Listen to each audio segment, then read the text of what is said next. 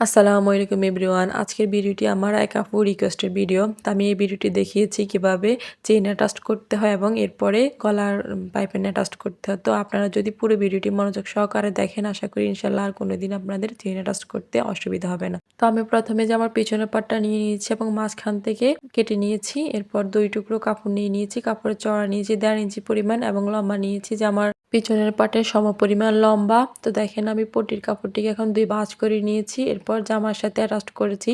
তো জামার কাপড়টি এখানে সোজা সাইডে আছে এবং যে উপরে পটির কাপড়টা লাগাচ্ছি ওটা আছে সোজা সাইডে, কারণ 2 ভাঁজে সোজা সাইডেই আছে। এরপর আমি লাগিয়ে নিয়েছি, দেখতে পাচ্ছেন। এরপর কাপড়টিকে আমি উল্টিয়ে নিয়েছি আর একটু করে কাপড় নিচে দিয়ে বাড়তি ছিল, এটা কেটে নিয়েছি। সেম নিয়মে এখন আমি অপর পাটেও লাগিয়ে নেব পটির কাপড়টি। তো সেজন্য এখানে মাঝখান থেকে একটা ভাঁজ করে নিয়েছি। এরপর কাপড়টি অ্যাটাচ করে নিচ্ছি। ভিডিওর এই পর্যায়ে আমার ছোট্ট একটা রিকোয়েস্ট, যারা এখনো পর্যন্ত আমার চ্যানেলটিকে সাবস্ক্রাইব করেননি তারা অবশ্যই আমার চ্যানেলটিকে সাবস্ক্রাইব করে দেবেন এবং পাশে থাকা বেল আইকনটা বাজিয়ে দেবেন। আর যারা অলরেডি সাবস্ক্রাইব করে দিয়েছেন তাদেরকে অসংখ্য অসংখ্য ধন্যবাদ। তো এই তো দেখেন আমার সেলাই করা কমপ্লিট। এখন আমি পট্টির কাপড়টিকে ভিতরের সাইডে নিয়ে নিয়েছি। তো দেখেন এরপর চেনটা আমি অ্যাটাচ করব। তো চেনটা নিয়ে নিয়েছি, যদিও চেনটা একটু পুরনো টাইপের হয়ে গিয়েছে সেজন্য একটু ময়লা হয়ে গিয়েছে।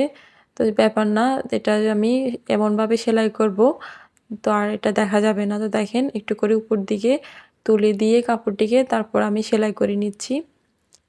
তো ওই পাশ থেকেও এভাবে সেম নিয়মে সেলাই করে নেব। একটু করে কাপড় উঠিয়ে দিয়ে তারপর সেলাই করবেন। এতে করে যদি চেনের কালার অন্য কালারও হয়ে থাকে, জামার সাথে ম্যাচ না করে, সেই ক্ষেত্রেও সমস্যা নেই, কারণ চেনটা আর দেখা যাবে না। তো দেখেন এক সাইড থেকে আমি এখন সেলাই করে নিচ্ছি।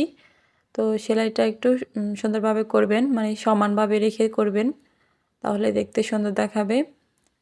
তো দেখেন আমি সেলাই করে নিয়েছি এই পাশটা। এখন আমি চেনটাকে নিচের দিকে নামিয়ে এরপর বাড়তি অংশটুকু কেটে নেব। এটা অবশ্যই মনে রাখবেন, চেনটাকে কিন্তু নিচের দিকে নামাবেন প্রথমে, তারপর বাড়তি অংশটুকু কাটবেন। তো এখন গলার সাথে পটির কাপড়টা অ্যাটাচ করব, তো সেজন্য পটির কাপড়গুলো কিন্তু বাঁকা করে কাটবেন। তো দেখেন আমি টান দেওয়ার কারণে বড় হয়ে যাচ্ছে। এরপর 2 ভাঁজ করে আমি সেলাই করে নিচ্ছি।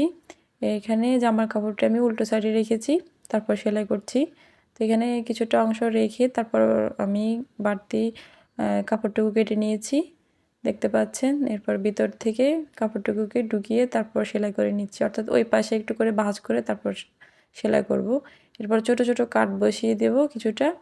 এরপর সোজা সাইডে এনে কাপড়টিকে উল্টিয়ে এরপর সেলাই করে নেব। তো একটু করে খেয়াল করেন, তাহলে বুঝতে পারবেন আমি কিভাবে সেলাইটা করছি। মনোযোগ সহকারে দেখবেন আশা করি, তাহলেই বুঝতে পারবেন। তো দেখেন আমি সেলাই করে নিচ্ছি। তো খুবই সহজ কিন্তু এই ব্যাপারটা, একটু ভালো করে লক্ষ্য করলে বুঝতে পারবেন। তো একই নিয়মে আমি এখন অপর পাশেও সেলাই করে নেব। তো সেই জন্য কাপড়টিকে উল্টো সাইডে এনে তারপর পটির কাপড়টা লাগিয়ে নিচ্ছি। পটির কাপড়টিকে আমি মাঝখান থেকে ভাঁজ দিয়েছি প্রথমে, এরপর সেলাই করে নিচ্ছি, দেখতে পাচ্ছেন। এই তো ভালো করে সেট করে সেলাইটা করতে হবে। এরপর আমি অতিরিক্ত অংশটুকু কেটে ফেলে দিয়েছি। এরপর ছোট ছোট কাট বসিয়ে দিয়েছি। এখন আমি সোজা সাইডে টার্ন করব। তো সোজা সাইডে এনে একটু করে ভাঁজ দিয়ে তো সাইড থেকে সেলাই করে নেব। তো আশা করি আজকের ভিডিওটি আপনাদের কাছে ভালো লেগেছে। যদি ভালো লেগে যায় তাহলে অবশ্যই একটা লাইক দিতে ভুলবেন না এবং নিত্য নতুন ভিডিও পেতে হলে অবশ্যই আমার চ্যানেলের সাথেই থাকতে হবে। তো দেখেন খুবই সহজ নিয়মে আমি করে নিয়েছি। চেনটা অ্যাটাচ করে দিয়েছি, এরপর পাইপিংটাও লাগিয়ে নিয়েছি। আল্লাহ হাফেজ।